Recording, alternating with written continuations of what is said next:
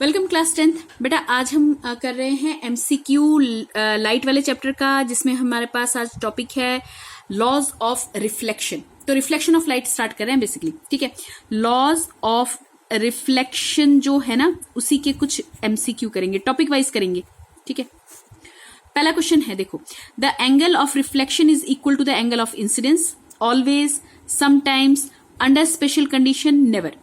तो ये हमारा सेकंड रूल है, लॉ ऑफ रिफ्लेक्शन का सेकंड लॉ है ना, जिसमें हम ये कहते हैं कि angle i must be equal to angle r, ये बोलते हैं ना, ठीक है। तो ये जो रूल है बेटा, ये हमेशा हमेशा ही क्या रहेगा, सत्य रहेगा। कहने का मतलब ये हर कंडीशन में always angle i is equal to angle r according to the law of reflection, second law of reflection. Okay, तो ये वाला पहला क्वेश्चन हो गया। दूसरा क्वेश्चन देखते हैं, the angle between an incident ray and the plane mirror is 30 degree, total angle between the incident ray and reflected ray will be. तो क्वेश्चन जरा ध्यान से पढ़ा कीजिए, the angle between incident ray and plane mirror. तो भैया ये एक मिरर बना लूं, प्लेन मिरर बना लूं। अच्छा ये देखो बना लिया, प्लेन मिरर बना लिया, ठीक है जी। कह रहा है जो एंगल ऑफ इंसिडेंस बन रहा है, यही तो बोल रहा है ना, द एंगल, अच्छा angle between incident ray and plane mirror. तो ये इंसिडेंट रे अगर हम ले लें और ये प्लेन ऑफ द मिरर, भैया ये क्या है, plane of mirror, plane of mirror समझाया था मैंने आपको, 2D होता है ना, वही प्लेन ऑफ मिरर के साथ कितना एंगल बना रहा है, 30 डिग्री बना रहा है, ठीक है। इंसिडेंट रे प्लेन मिरर के साथ कितने का एंगल बना रहा है, 30 डिग्री का। The total angle between the incident ray and reflected ray will B. अच्छा टोटल एंगल कितना होगा, ये अगर इंसिडेंट रे है तो रिफ्लेक्टेड रे यहाँ पे कहीं पे होगा, और यहाँ पे हम क्या ड्रॉ कर लेंगे, एक नॉर्मल ड्रॉ कर लेंगे, कर लो ड्रॉ भैया, ठीक है। अगर ये 30 बना रहा है, हमें पता है कि नॉर्मल यानी 90 डिग्री, अगर ये 30 बना रहा है तो ये रिमेनिंग एंगल कितने का हो जाएगा, 90 minus 30 degree which is equal to 60 degree, है ना। तो अगर ये वाला एंगल हमारे पास 60 बना रहा है तो angle i must be equal to angle r, बोलो हाँ कि ना। तो ये भी कितने का होना चाहिए, 60 डिग्री। ये क्या कह रहा है कि टोटल एंगल कितना बनेगा, इंसिडेंट रे, ये वाला कौन सा रे है, मैं आई आर लिख रही हूं, इंफ्रारेड मत समझना, इंसिडेंट रे और रिफ्लेक्टेड रे, है ना, रिफ्लेक्टेड रे, इंसिडेंट रे और रिफ्लेक्टेड रे के बीच में जो एंगल बनेगा, देखो ना, अगर नहीं दिखा होगा तो आप समझ लो भैया ये 30 डिग्री था, तो ये वाला एंगल कितना हुआ, 90 माइनस 30 डिग्री, 60 डिग्री हुआ। ये 60 है तो आर बी कितने का होगा, एंगल आर बी कितने का होगा, 60। तो टोटल एंगल कितने का हो गया बच्चों, 120 डिग्री, ठीक है। तो आंसर होना चाहिए इसका 120 डिग्री। देखो कहीं ऑप्शन है, हाँ बिल्कुल होगा ऑप्शन, ये रहा ऑप्शन, ठीक है, 30, 60, 90। ओके, द रे, अगला क्वेश्चन देख रहे हैं, a ray of light is incident on a plane of mirror an angle of 90 degree with the mirror surface. The angle of reflection for this ray of light will be. अच्छा, तो ये बेटा क्या बताया था मैंने आज जब आपको पढ़ाया था कि अगर 90 डिग्री से कोई लाइट रे फॉल कर रही है, यानी इंसिडेंट कर रही है प्लेन मिरर पे, तो वो उसी रास्ते निकल जाएगी, यानी एंगल कितने का बन जाएगा, एंगल ऑफ रिफ्लेक्शन कितने का हो जाएगा, 0 डिग्री का होना चाहिए। एंगल ऑफ रिफ्लेक्शन कितने का होना चाहिए, 0 डिग्री का होना चाहिए। देखो ना, सुनो, मान लो ये मैंने कोई मिरर का सरफेस ले लिया, ठीक है, ये अगला क्वेश्चन कर रहे हैं, थर्ड क्वेश्चन है हमारा, ठीक है। ये इसके ऊपर कोई लाइट रे अगर 90 बना के फॉल करती है, इंसिडेंट बाय एंगल 90 डिग्री, तो ये इसी रास्ते से वापस जाएगी, यानी कि जो रिफ्लेक्शन का एंगल जो होगा ना, वो कितने का हो जाएगा, उसके लिए 0 डिग्री, एंगल आर कितने का हो जाएगा, 0 डिग्री, ठीक। ये 0 है, 6 में नहीं है, समझ लेना कि 6 है। अच्छा आ जाओ, अगला क्वेश्चन क्या है, the image of an object formed by a plane mirror is. अच्छा, इमेज कैसा बनेगा, प्लेन मिरर कैसा इमेज बनाता है, virtual, real, diminished, upside down.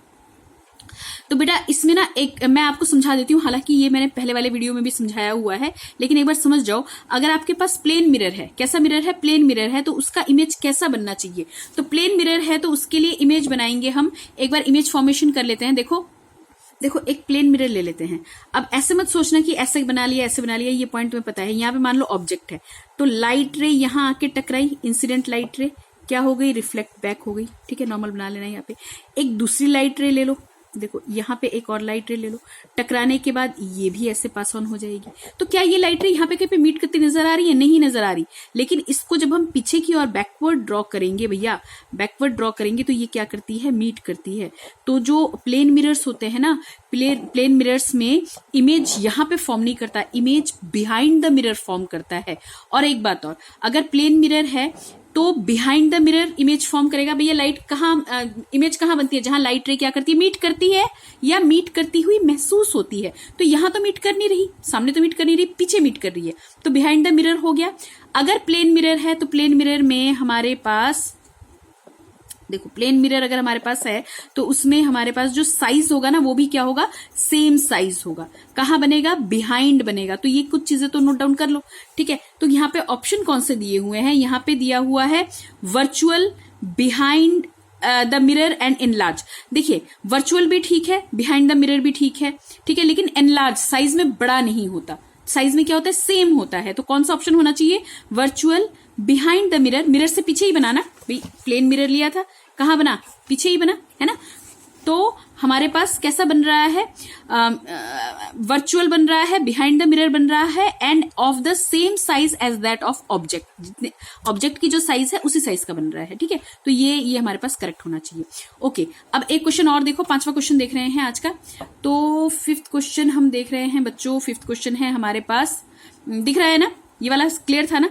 The figure given alongside shows the image of a clock as seen in the plane mirror. The correct time is, अच्छा ये देखो question बहुत ध्यान से देखिएगा।